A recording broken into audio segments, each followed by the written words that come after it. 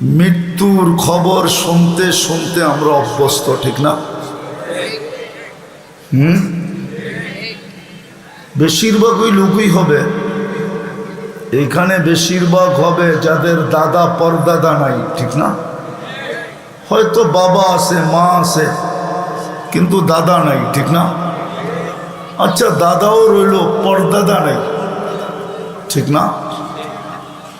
তো মৃত্যুর খবর শুনতে শুনতে, জানাজা পড়তে পড়তে, দাফন করতে করতে আমরা অভ্যস্ত, ঠিক না? আর এটাই তো চির সত্য, একদিন আমাদেরও মরতে হবে, ঠিক না? না মরতে হবে না? একদিন আমাদেরও চলে যেতে হবে।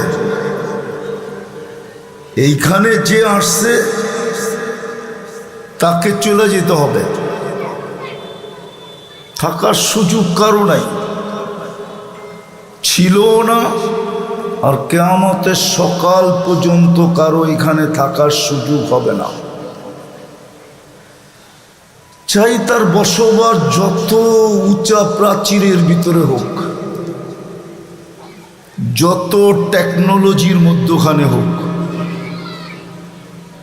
যত প্রতিবন্ধকতার মধ্যখানে হোক,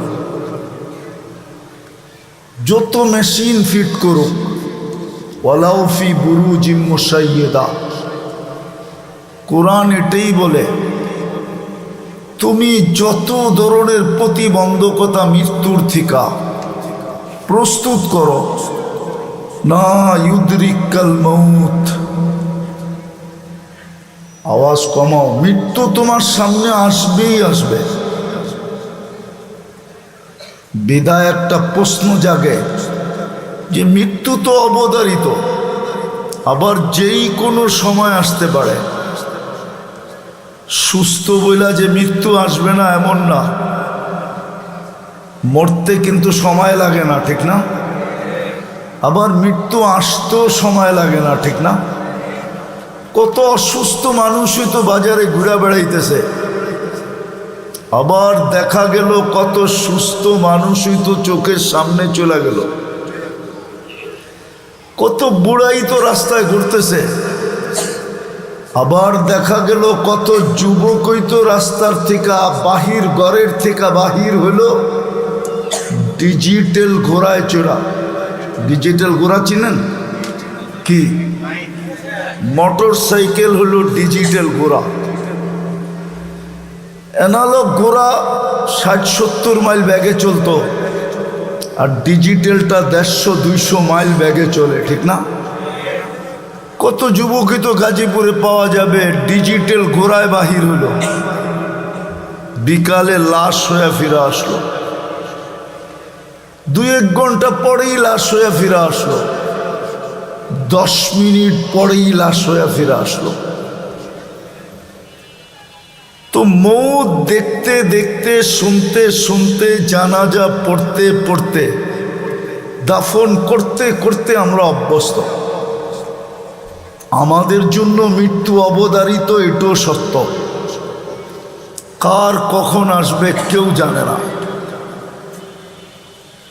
কার কখন আসবে কেউ জানে না। এমনও হইতে পারে কাল সকালে এই এলাকার কেউ সূর্য উঠতে দেখবে না, এরকম এলাকা দুনিয়াতে আছে। বেশি দিন দূরে যেতে হবে না, গত ডিসেম্বরের আগের ডিসেম্বরে তুর্কিতে ভূমিকম্প আসছিল রাত্রে, 7.8 ভূমিকম্প, একসাথে 1.5 লক্ষ লোক মারা গেছে, এক শহর মাটির সাথে মিশে গেছে। ওইখানের 1.5 লক্ষ লোকের আর সূর্য উঠা দেখা হয় না।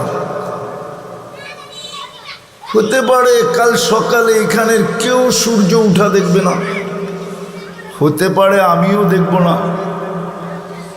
সূর্য আজ কিন্তু বলতে বলতে ডুবছে, লান আউদ ফি হায়াতিকা আবাদা, হতে পারে তোমরা আর আমাকে উঠতে দেখবে না। ডুবতে তো দেখলে, কিন্তু উঠতে হয়তো তোমরা আমাকে দেখবে না।